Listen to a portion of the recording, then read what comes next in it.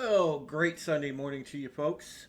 This is Supreme Heretic, aka Drew Taylor of BoundingIntoComics.com and writer for Bounding Into Comics.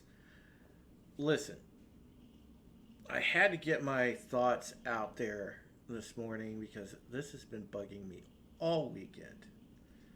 All weekend. I uh, I saw this tweet and I believe it came out Friday. I want to say there was a tweet by these people, the Rewriting Ripley podcast, and this is an article they wrote, and it goes along with an episode of their podcast that they do, with explains it, orally as well. But the problem I have with this, number one, is there's absolutely no journalism to this at all. Now, they've gone and I've looked at some of their previous tweets. They've touted how they've broken down nearly 1 million tweets and gone into so much data and blah blah blah. Yeah, okay. The truth is,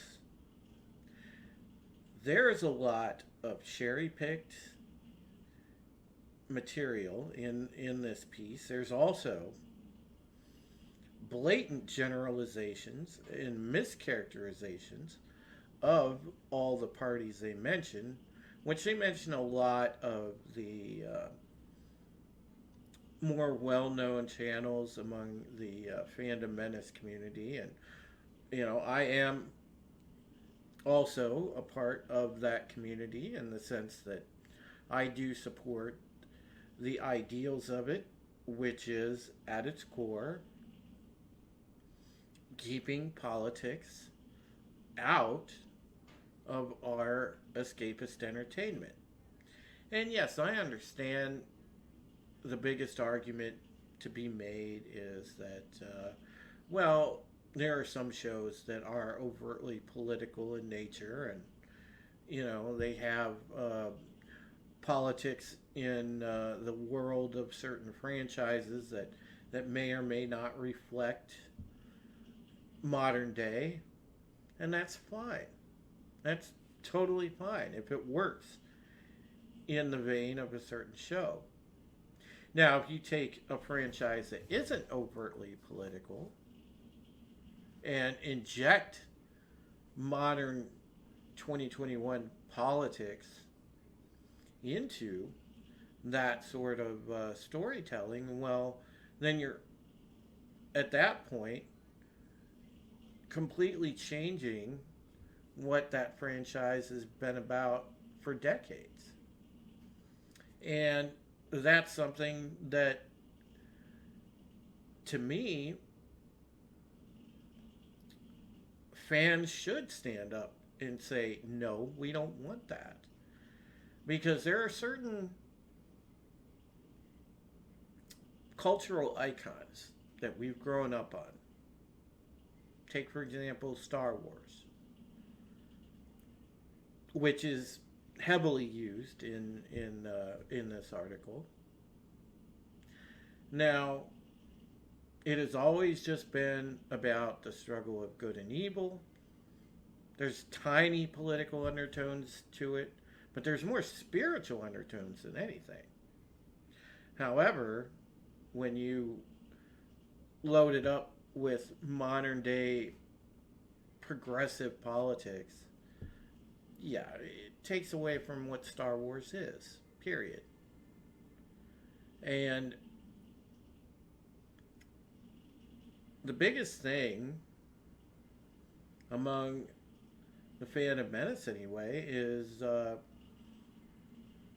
speaking out against that. And it was plain to see that it happened in The Last Jedi. And this article references a lot of the videos and things made around that sort of time frame.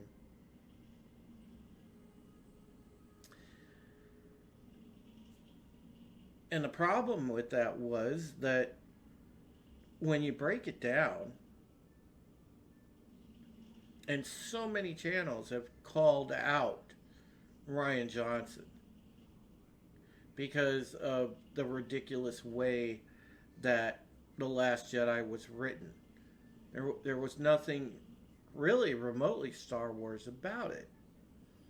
It was a whole lot of, you know, cheap art house filmmaking, trying to be edgy, and there was a load of 2021 identity politics built into that. Well, I should say at the time, 2018, whatever. But there was a load of identity politics built into it. It really had nothing to do, in general, with Star Wars. If anything, that's when the Star Wars franchise jumped the shark. So, we come back to this article, and it goes through and it tries to make the correlation that the Phantom Menace is a bunch of alt-right, white supremacist misogynists that, targeted Star Wars fans, or, targeted the stunning and brave Disney. Please. I write for a publication where, Mounting into Comics, we pride ourselves on calling out the nonsense when things get overloaded with politics. We point out how blatant identity politics have destroyed the comics industry. It's destroyed movies and television to a large degree. And I dare say it's on its way to destroying society as we know it. And that's a fact, folks. I mean, and people are just getting more and more emboldened as they essentially beat you over the head with this type of ideology every day, whether it be mainstream news, whether it be if you're trying to watch a television show, if you're trying to sit back and watch a movie. It just nearly can't be done. They've already changed the way we watch movies, because when something new comes out, in the back of your mind, it's not anymore if the actual television show or movie is good or bad. You sit there in the back of your mind watching this, wondering, okay, when is the other shoe going to drop? When am I going to get hit with the woke? And people shouldn't have to consume programming in that manner. I mean, you shouldn't have to have that sitting in the back of your mind. But that is where we're at. So clearly, we can see the adverse effect that all this woke ideology has had on our entertainment. But these people who are definitely feminists, they make no effort to hide that. They're very proud of that. They are supposedly two women that are prominent in the entertainment industry.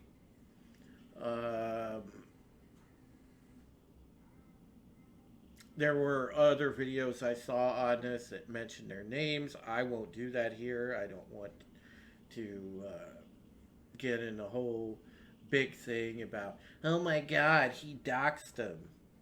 No, and I don't do that anyway.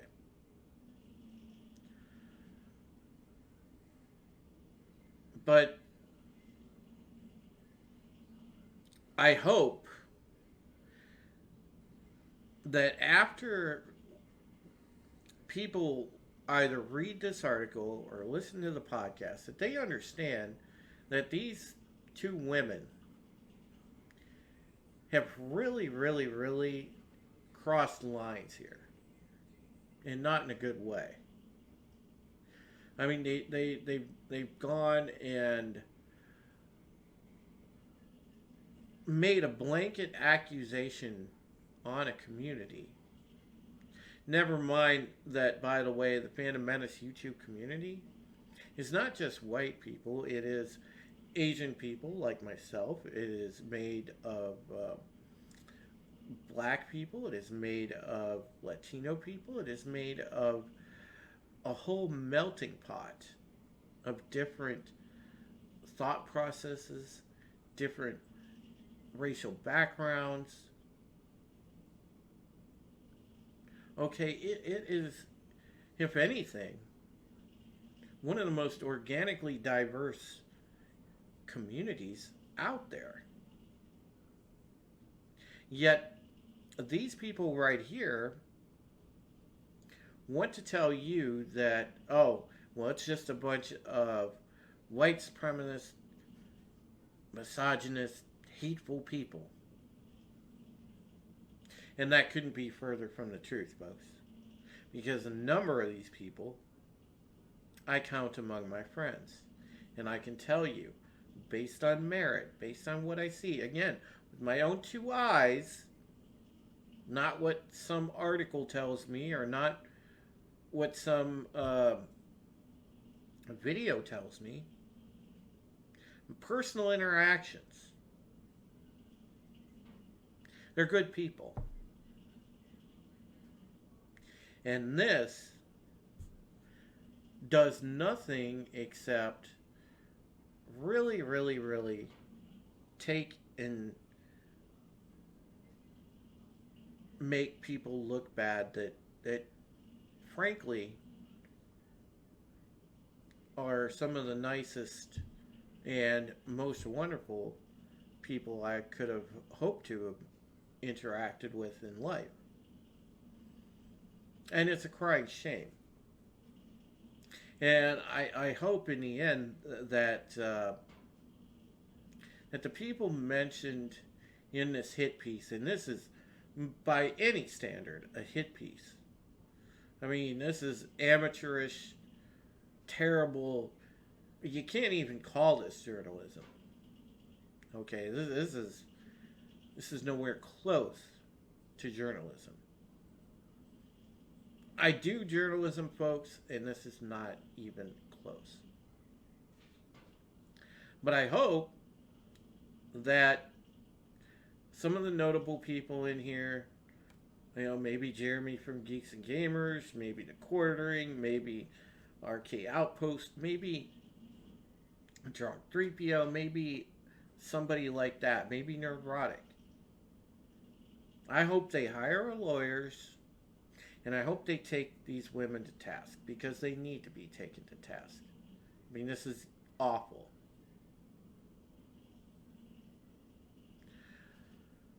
So, I just wanted to make this video so that people understand just what the Phantom Menace is all about, just what the movement to bring common sense back to our entertainment is about. Because what these slander merchants are trying to tell you that people are couldn't be further from the truth. And I want that to sink in. Because yes, The Last Jedi does suck. Ryan Johnson does suck. Disney does suck. And in no way are we going to slow down or stop calling out all the woke bullshit among the entertainment industry. We're not going to stop. So if you slander merchants, want to bring it, keep coming out and keep misrepresenting, well, we'll just go ahead and take it to court. And you ain't gonna like how it turns out, because guess what? Free speech is a real bitch.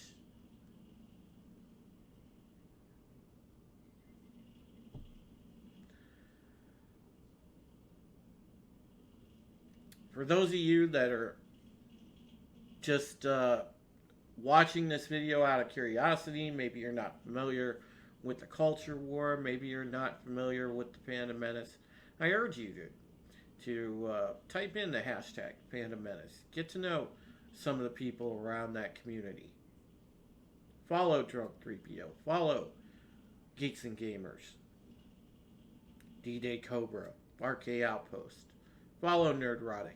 Gary's awesome. Follow Doomcock. Watch our videos on Bounding into Comics, because we do have a YouTube channel. Read our stories on boundingintocomics.com.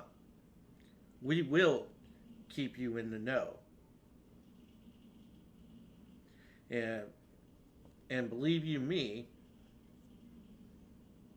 we will give you the scoop on what's really going on with entertainment.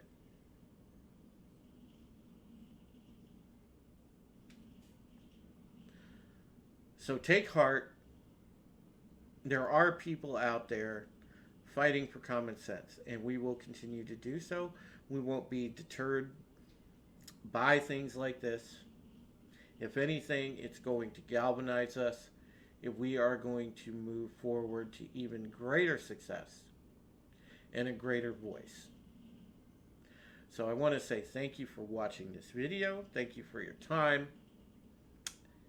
And thank you, most importantly, for your support, whether it's hanging out in the chats on our various streams, whether it's just super chatting, whether it's PayPal donations, whether it's just watching videos. The littlest thing doesn't matter. The fact that you're there and your voice is being heard along with ours, that's what counts. And we appreciate you folks that support us. And all you potentially new supporters that are coming on board. Because the culture war is a very real thing. And we'll win it with strength in numbers.